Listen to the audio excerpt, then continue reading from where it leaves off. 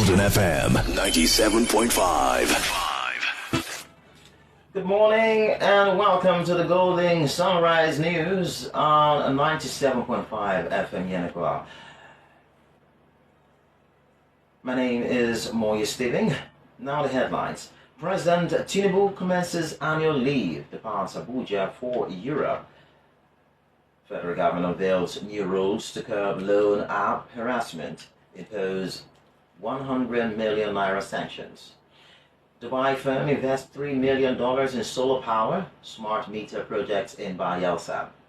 Stakeholders hail Governor Diri's pensions board redeployment order, demand action.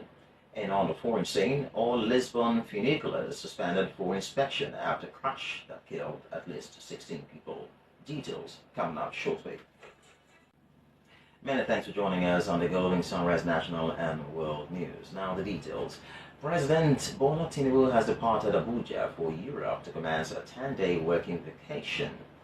In a statement issued on Thursday by Mr. Bayo Onanuga, Special Advisor to the President on Information and Strategy, said that the vacation is part of the President's annual leave.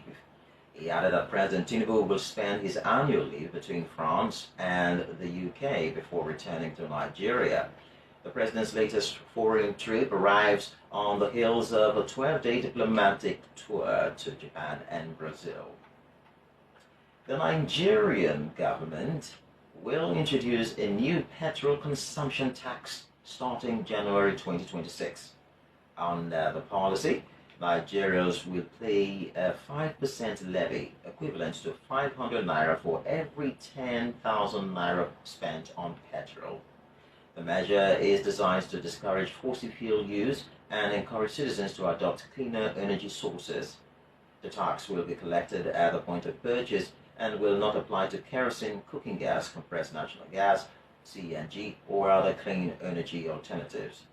Government officials say the revenue will be channeled into climate change projects and renewable energy initiatives. The federal government, through the Federal Ministry of Environment, has warned that 15 states across Nigeria may experience heavy rainfall and possible flooding over the next 5 days. The ministry, in a statement issued on Thursday through its National Flood Early Warning Center, said 43 locations nationwide have been identified as high-risk zones between September 4th and September 8th, 2025. The statement, signed by Mr. Usman Bokani, Director of the Erosion, Flood and Coastal Zone Management Department, noted that the risk has been worsened by climate change and poor drainage systems across many urban and rural areas. Mr. Prince Mark Ake, a public affairs analyst, has faulted the federal government's decision to increase passport fees, describing it as insensitive and disconnected from the realities Nigerians face. Speaking on Let's Talk Nigeria, Golden FM's morning program, Mr. Mark Ake argued that the increment appears to be a ploy to frustrate citizens leaving the country in search of better opportunities. Now, he said any increase up to 100% is unreasonable, stressing that a 10 to 20% adjustment would have been fairer. Mr. Makaki urged the government to ensure policies carry a human face while calling on citizens to respond responsibly and constructively.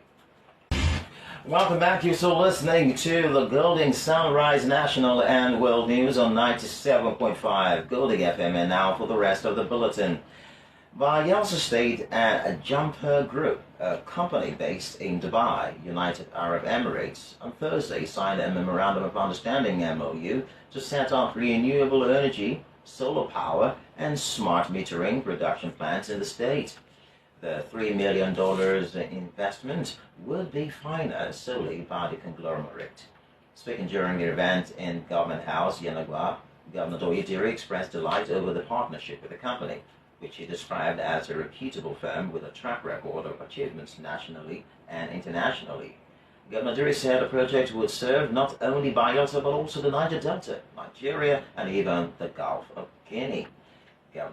The governor disclosed that Jumper was responsible for the supply and installation of the 60 megawatts gas turbines recently procured by the state government, stressing that the introduction of smart meters would end frequent clashes between power consumers and suppliers, as those who fail to pay would be automatically disconnected. He charged the Ministry of Power to ensure that youths of the state were actively involved in establishment of the factories and given the necessary training to participate actively in the power sector. The state's helmsman assured the company that his administration will create the enabling environment for establishing the factories.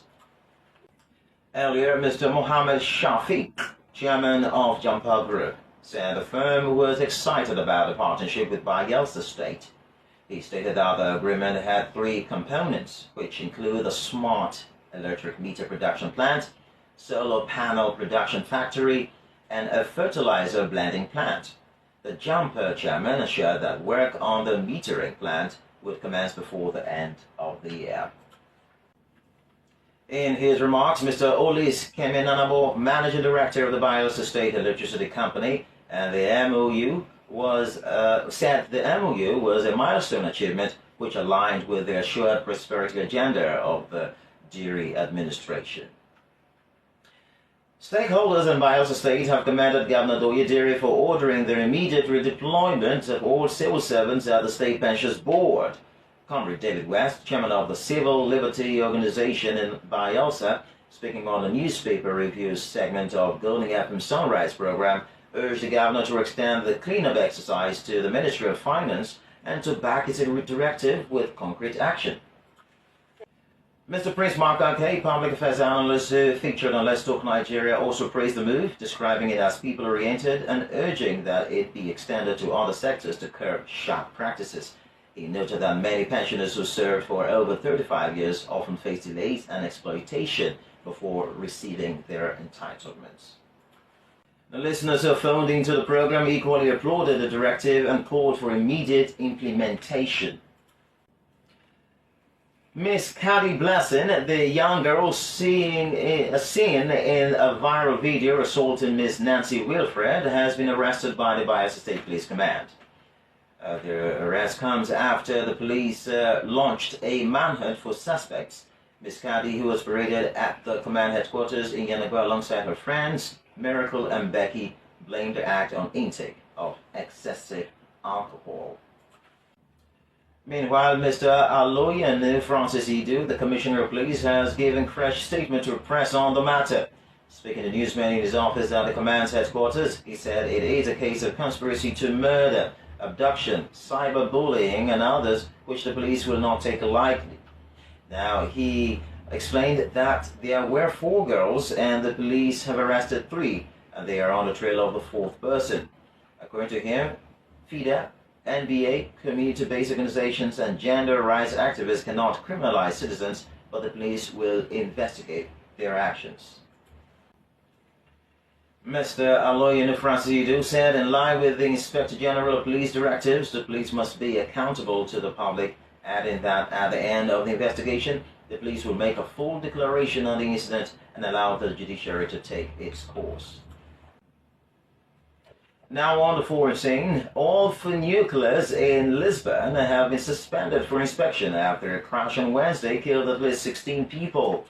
Portugal's Prime Minister describes it as one of the biggest tragedies in the capital's recent history, while Lisbon's mayor says people need answers. More than 20 others were injured, including 4 Portuguese, 2 German, and 2 Spanish nationals. Authorities say a 3-year-old child was also hurt. That's the Sunrise News from 97.5 Golden FM Yanagwa. But before we go, here's a recap of our major stories. President Bola Tinubu has commenced his annual leave, departs Abuja for Europe. Federal government has unveiled new rules to curb loan app harassment and impose 100 million naira sanctions. Dubai firm has invested $3 million in solar power and smart meter projects in Bayelsa. Stakeholders have hailed Governor Doye Diri's pension board redeployment order and demand action. On the foreign scene, all Lisbon funiculars have been suspended for inspection after a crash that killed at least 16 people. That was the Sunrise News. For news stories, comments, and observations, please send us an email at goldingfmyanagwa@gmail.com. You can also follow us on Facebook, Instagram, X, YouTube, and TikTok on 97.5 Golden FM Yanakwa. The news was edited by Isaac Eyedode, and I am Moye Stephen. Good morning, and thanks for listening. Golden FM 97.5.